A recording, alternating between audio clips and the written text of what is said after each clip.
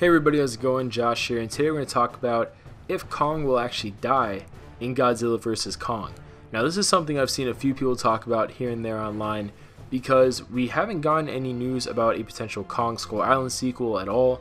We haven't gotten any hints about any future stuff at all about Kong, but we have gotten some talks about future Godzilla movies, whether it's in the MonsterVerse or not in the MonsterVerse, such as the World of Godzilla franchise, which is currently set to start, I believe, in 2021, but is always potentially going to be set aside if they were to extend the MonsterVerse franchise going forward, probably pending reception of Godzilla King of the Monsters.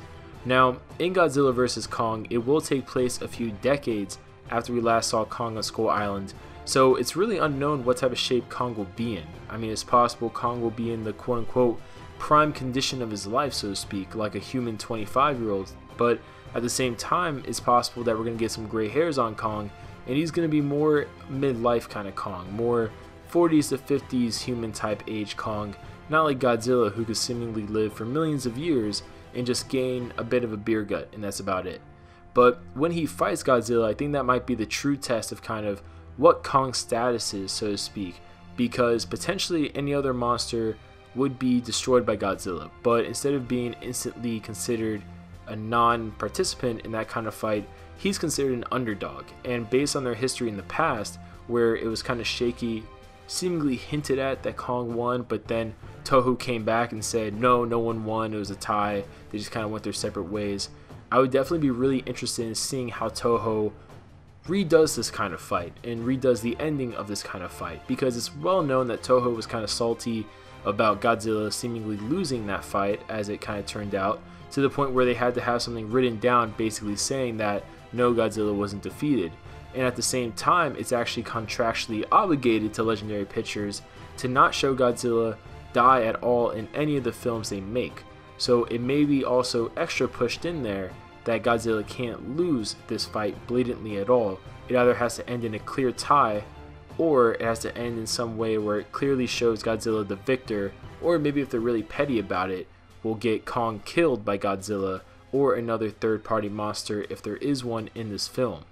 Now, like I said before, there is no word about a future Kong sequel. It'd be really cool to get a future Kong sequel. I know a lot of the people that were in the production team for Kong Skull Island were excited about the prospect of making more movies with Kong.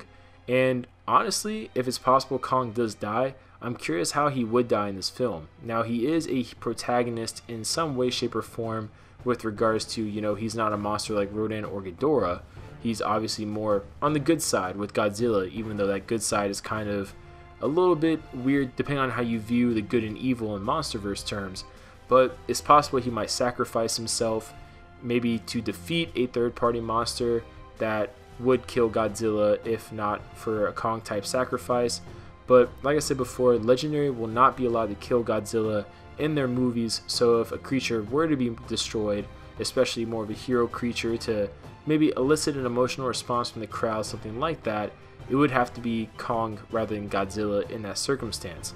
But comment below your guys' thoughts. What do you guys think about this? Do you think Kong will die in Godzilla vs. Kong, since there has been basically nothing really shown to happen in the future for the Kong franchise?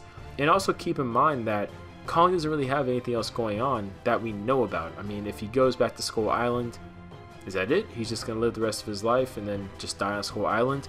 So potentially there may just not be another story they feel they can tell with the character, and that's why they retire him in a heroic fashion like a sacrifice. But comment below, like I said before, let me know your guys' ideas, and we'll see you guys later.